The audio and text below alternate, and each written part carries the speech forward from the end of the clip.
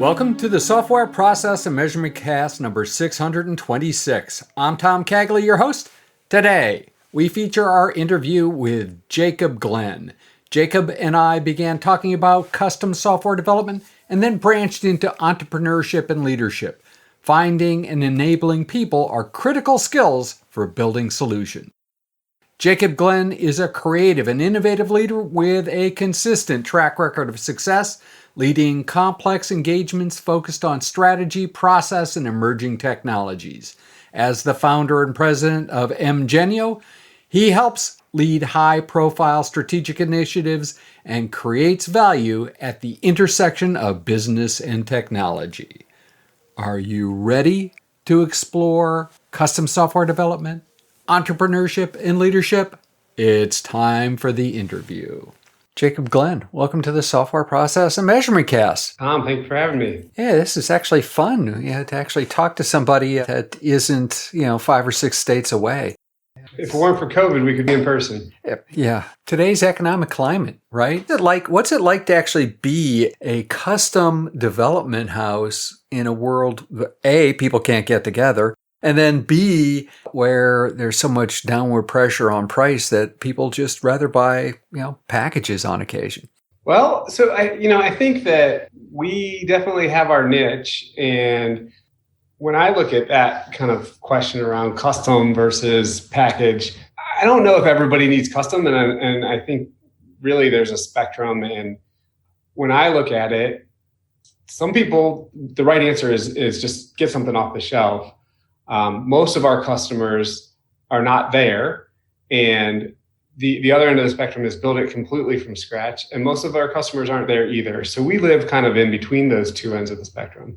And I think about it from, sometimes a solution that you get off the shelf, for example, like a SaaS solution like Salesforce.com. Mm-hmm. It's a really powerful platform, but if you use it just as it is out of the box, it's probably not going to do what you need from it.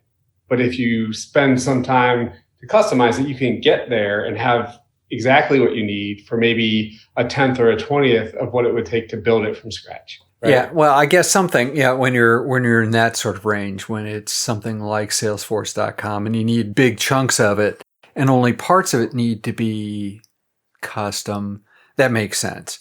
Where we spend most of our time actually is we build on top of AWS or Google Cloud Platform, and we leverage some of their serverless offerings, right? Mm-hmm. Where instead of building something from the ground up, we're building on top of something like AWS IoT as a baseline for a connected device versus standing up a MQTT broker that handles all the communication, right? So some of that stuff comes out of the box, but it's really the foundation you use to build on top of for the custom stuff. Why is it that somebody would want to try to fit in between and do something custom versus just buying the stuff out of the box? Well, so a lot of our customers are building products. And so they're building a product that is, they hope is innovative and new to the market in some form.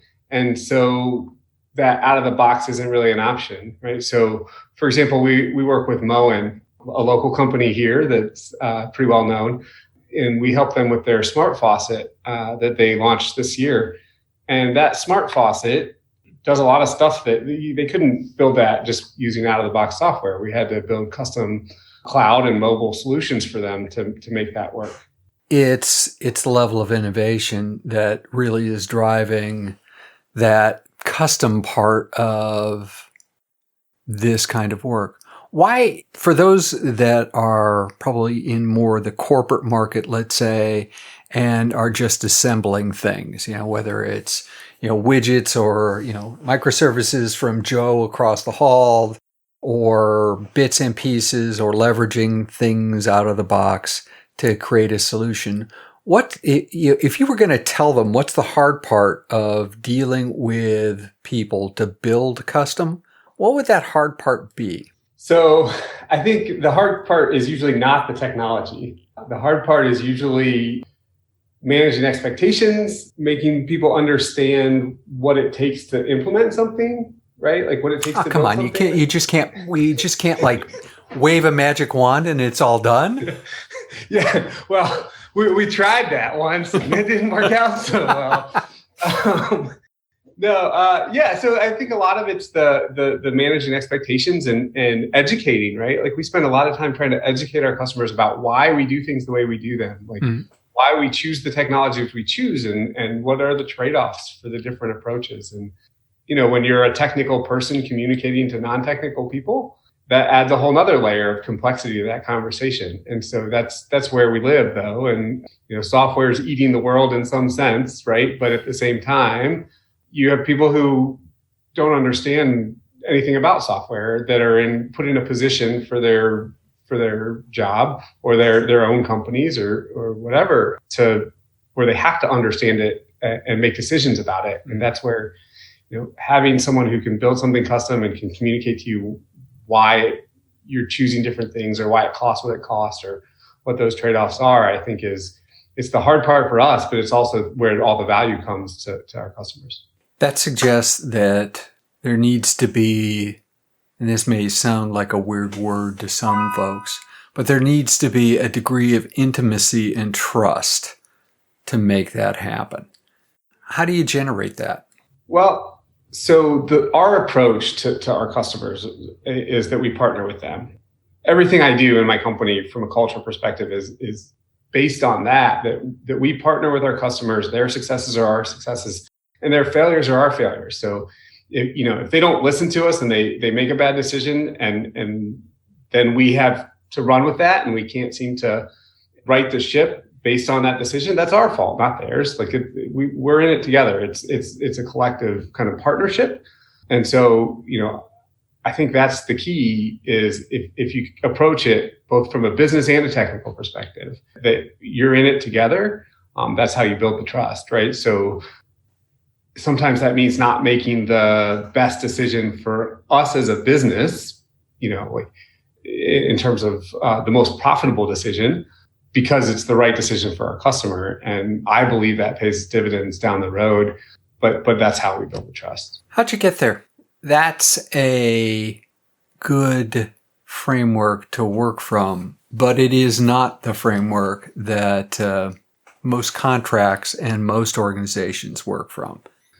So I grew up in the consulting world, custom development, kind of cutting edge technology solutions throughout my career, working for other people, whether it be a software company or a consulting company that's doing this custom work. And so I got to observe a lot of different, ways to do things. And so I had some folks I worked for that I looked up to that really I felt like did things the right way. And I worked for a bunch of folks that I thought did things the wrong way. And it skewed towards the latter. But in that experience, you start to see where there's successes, where the most gratification comes for the team that's doing the work. And it's when that partnership is there, right? And when the customer views you as part of their team, not just someone they're paying because they don't want to deal with it or they don't have the internal expertise, but because you're bringing something to the table and you're working together on something. If you can get to that, it's better for everybody. And so after experiencing that and experiencing the less than kind of optimal scenarios, that's kind of what steered me. And when I started my company, I was like, this is how we're going to do it. We're going to, a lot of times when you start your own company, part of that is because you don't like how other people do things and you think you can do it better, right? And so for me, in this space specifically, that was a big part of it, right? I was like, well, there's a better way to do this. You don't need some of the bureaucracy. You don't need the like me first profit mentality to have a successful business. When you spun up your business, had you been an entrepreneur before? Well, not in the traditional sense, no. So there's a backstory there, obviously. Well, I throughout my, I grew up very humble kind of upbringing. I was very scrappy in finding, ways to do things differently to make money, I guess. Okay.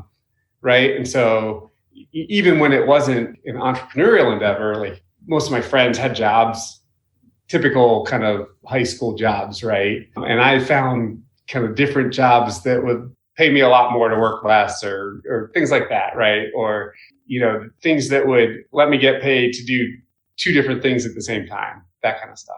Wow. So not entrepreneur in the sense of like I had multiple businesses. I'm not a serial entrepreneur before starting M Genio. I did make the mistake of starting a second business in parallel with M Genio.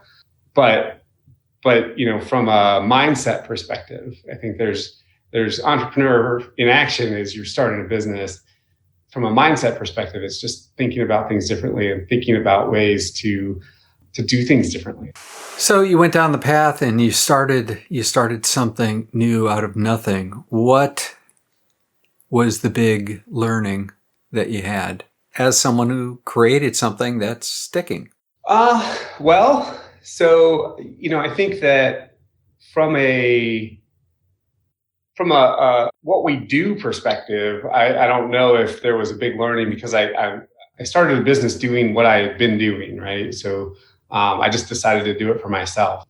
Some successes and failures, though, certainly. I believed when I started it, and I believe it even more firmly now, that culture is critical to a successful business. We're a culture-driven organization, and having a team that is engaged and likes being where they are will result in so much more success than having a set of employees. And I kind of term it that way because, with our current environment where, we're kind of forced to be remote, I've got people saying, when can we come back to the office?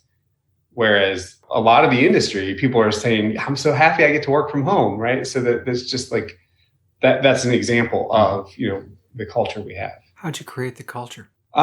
So a lot of it came from like not sacrificing on hiring and making sure that there was a collaborative mindset for everybody we brought on, and making sure that there was a general kind of subscription to the same mentality of, I believe everybody I've hired is very smart.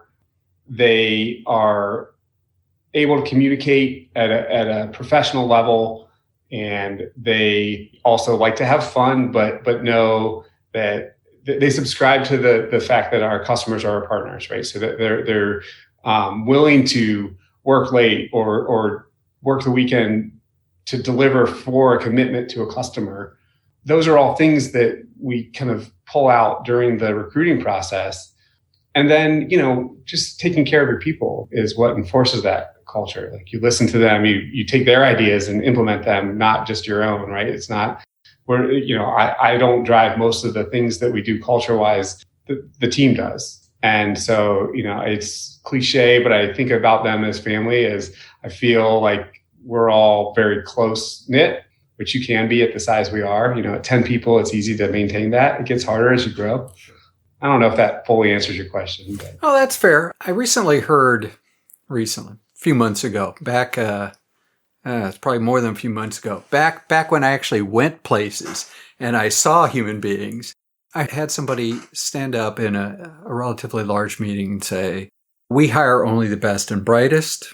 And, that's, I'm going, my, oh my God, bumper sticker mentality's gone off. And then it's our people are our greatest assets. And that was about a minute later. And then 3 minutes after that, it was, and we want team leads and scrum masters to tell everyone on their teams exactly what to do. Yeah. And Yeah. There's a disconnect there. Yeah. There's something broken there. Sounds like it was going in the right direction. I guess I could see the train wreck coming already, but right. Those kind of cultures happen all the time. And I think they happen on scaling when you get to be 100. Yeah, I agree. I think that it starts much sooner though. And so to have a successful culture, I believe you got to trust your people, give them the support they need to be successful, but let them kind of run with things. Because if you don't empower them, if you're telling them exactly what to do, then they're not going to be fulfilled in what they're doing.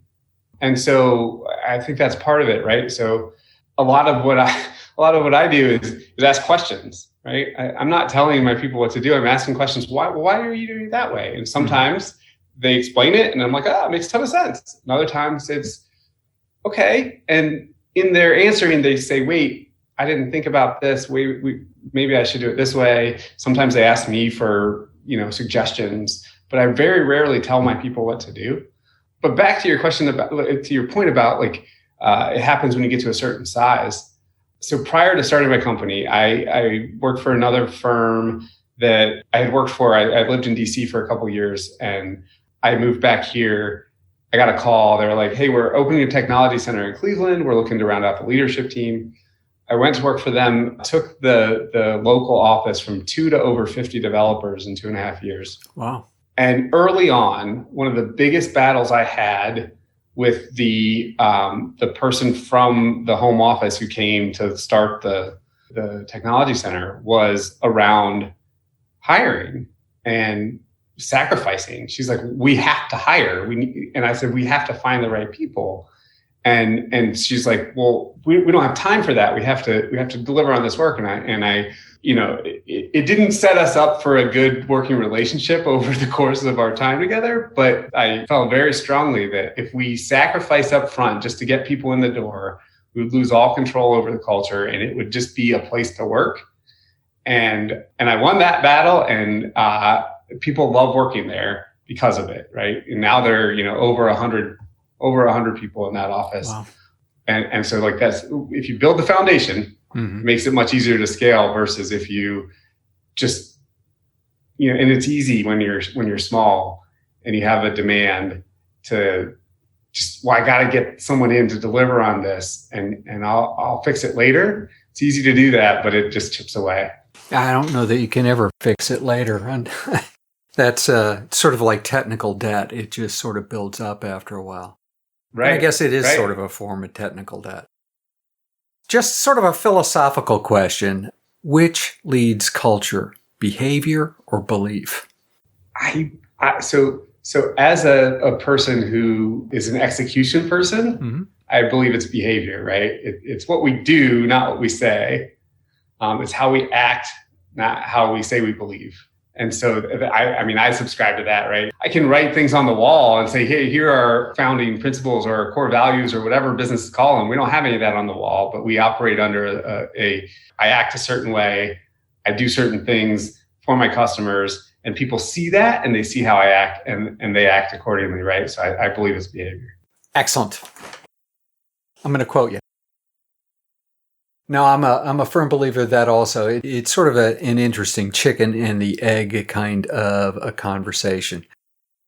Today, we live in a world where people are remote.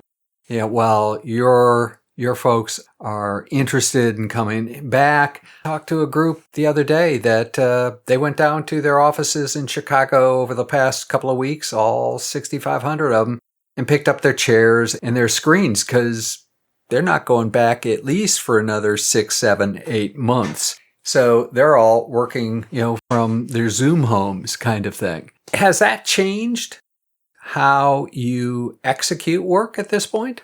No. Execution itself, no, right? We are constantly trying to balance, opportunities to be in person safely with the environment we're in.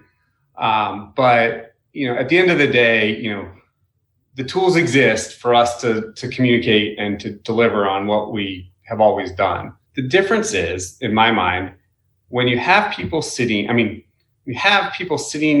across from each other or next to each other, there's a natural bubbling up of, hey, I'm struggling with this, or have you done this, or have you dealt with this, that you're not necessarily going to reach out on a Zoom call, or you're not going to chat with someone to ask them that. But if they're sitting next to you and you see they're not in the middle of something, you ask them. And that's where innovation comes from a lot of times, right? It's that that cross-pollination of someone's working on this and someone's working on this. And there's this middle ground in between that, had they not been sitting there talking to each other, wouldn't have come up. And so that's what I fear we lose without the in-person. Okay. No, I can see that lack of serendipity as being a problem. Arguably, right? You go into offices where people have 6 foot thick 6 foot tall walls in between. They might as well be at home at that point because they're certainly not talking over those walls. Right. So, right. Yeah. And I think it goes back to the culture question, right? Depends on your people and how they interact with each other. It was going to drive where you get the value or you don't, right? And certainly there are people who are going to do better working from home. There are companies that will be served well by that. Yeah. And then there's some that aren't. And I think there's probably a middle ground that, the pendulum will swing, and at some point we'll find a middle ground that works really well. Well, if nothing else, then the people who are the landlords of these large buildings will start to force the issue. Yeah. It's either if they can't put butts in seats, so to speak, they can't charge the rents they want. And therefore downtown Cleveland, let's say, or downtown anywhere, the land value drops. And then we've got all sorts of other interesting conversations to happen in that. Might be good, might be bad. Who knows? Now, on the flip side of that whole thing, as someone who's managing a team, it's a lot more work for me to have them all remote than having them in the office. And I've talked to some peers about this, and it's a kind of an interesting thing because they all agree. I look out, someone's not busy right now. I got to have a 3-minute conversation with them or just ask them a question. And I'm not interrupting their work, and it's no big deal for me to walk over and talk to them. Now that's a 30-minute Zoom meeting that I got to put on a calendar and schedule. And then that may or may not impact their productivity because I can't see whether they're busy at that time. And it's a significant impact to the amount of work that I put in and the time I put in. And I was talking to a peer just the other day who basically said the same thing. He's like, I'm probably working 30% more than I did when I was in the office. Wow. So how does that affect you directly? Is that you just sleep 30% less, or you take it from somewhere else? I don't know. It depends on the day, right? There are certainly days that I sleep less. I think I try to, you do your best to streamline it. Sometimes some of the stuff you don't end up asking, right? Like there's things that it's not critical. So, some things just kind of get pushed off to the side because they aren't, critical path, or they're not, maybe it's not something that's important to our customers, but it's something that I was thinking about that I wanted to get some feedback on that it's internal, just kind of gets put off longer than it normally would. What does that end up meaning to you, do you think, or to M Genio? I haven't really thought about it. I know that for me personally, it just means that I have a longer and longer list of things that I need to catch up on, which is, as the person in charge, that's not uncommon to have that list of things. It's just a little longer than usual because I don't have that efficient method of getting feedback from folks. And two, because, and this is the other part of it, is because there's certain things that I'm not delegating that I would previously because of, everybody else's situation. When you don't delegate, does that mean that people's opportunities to grow are less? That's a great question. And the way that this is played out is the answer is no, because we've structured things a little differently. So try to give certain people different types of ownership of things, right? So maybe instead of being just the architect on a given project, they're the architect and the dev lead / project manager, right? They're owning some of those additional tasks. So they're growing in different ways than they normally would. Okay. And those are ways that allow for this kind of model of, hey, I got to schedule a Zoom meeting to talk to this person. So I'm going to support them in issues they have with managing the team that they wouldn't necessarily have done if they were just managing the technical side of it. Does that make sense? Yeah, no, it does make sense. Jacob, this has been absolutely marvelous. If you woke up tomorrow morning and somebody handed you your caffeinated beverage of choice, if you do caffeine, a lot of it. I'm a caffeine person too, but I talked to somebody today that didn't do caffeine. You got your caffeine and you got a magic wand and you could magically make 2 issues that affect firms and software development in sort of this custom niche that you live in. If you could make them go away, what would those 2 things be and why? From a business perspective, from a technology perspective, No boundaries. No boundaries. Hey, they're magic wand. You don't have to have a boundary. Well, if I had a magic wand, I would I would remove the financial component and make it so we just had unlimited budget and we could just go build cool stuff for people. Again, a magic wand, because the reality of it is sometimes the stuff that we're most excited to build, there just isn't the budget to do because it's a little too innovative to justify the investment without a strong market validation on the other side of it. And so, being able to just go that extra step on the innovation side of things would be, I think, a lot of fun for us, people that are building this stuff. And I think it could make a big difference in, the marketplace as push technology forward. So that's one thing. The other thing I think would be to remove the tension between outsource versus insource. In my space, even if there isn't a financial difference, because sometimes there isn't, right? So there's a certain mentality about having someone outside the company build versus doing it in-house and having the in-house expertise. And I'm a firm believer that even without the magic wand, there's a path there where you can collectively bring the expertise from outside, build what you need to build, have a transition plan, and then bring that expertise in-house. But a lot of times we see a push and pull between, we need that outside expertise, but either the people in-house want to do it because it's cool and there's a push and pull there, or we don't have the internal expertise, but we're paying this money out here and we should really be paying it internally, but we don't know how to build that team internally because we don't have the expertise. And so that's a different kind of push and pull, but it still ends up the same way. And so to remove some of that would be the other thing I would do, because I think there's a lot of value in having the outside firm who has a different perspective and exposure and worldview than your inside folks have that pollination. There's a lot of value. And I most certainly understand the latter. That's perfect.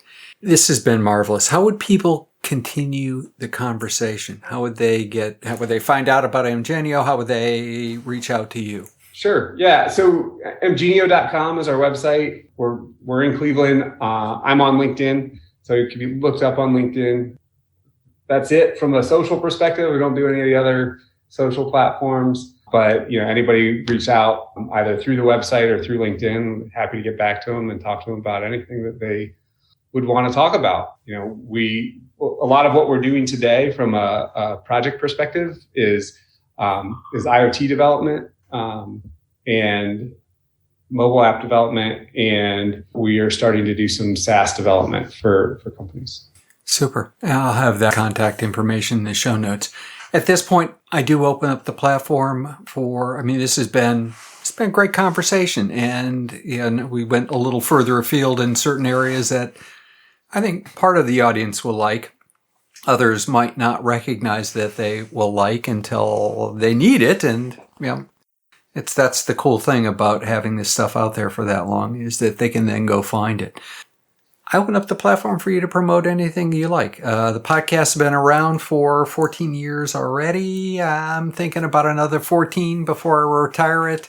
So selling your car on eBay, probably not the right thing, but anything else is fair game. Yeah, so I don't know if I have anything to promote other than anybody who would be interested in developing an IoT product, a mobile app, or a SaaS solution. We'd love to talk to them, see if we could help them. Beyond that, just doing what we do.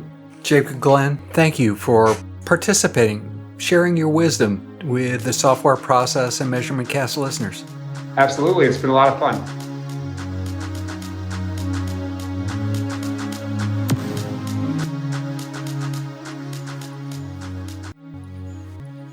In Reread Saturday Notes, today we conclude the reread of Tame Your Workflow by Steve Tendon and Daniel Doiron, which we began all the way back on May 23rd. The world has changed a lot as we worked our way through the book. However, there are important ideas in this book that are far less transitory than the changes we've seen in 2020 will be. Today, we have a few concluding notes. Remember, the Software Process and Measurement Cast is the proud media sponsor of the Live at Manning Conference, Math for Data Science, to be held on December 1st, 2020, 12 p.m. to 5 p.m. Eastern Standard Time. Live on Twitch, link in the show notes. Register for free for this unique chance to learn from statisticians and math masters. Hope to see you there.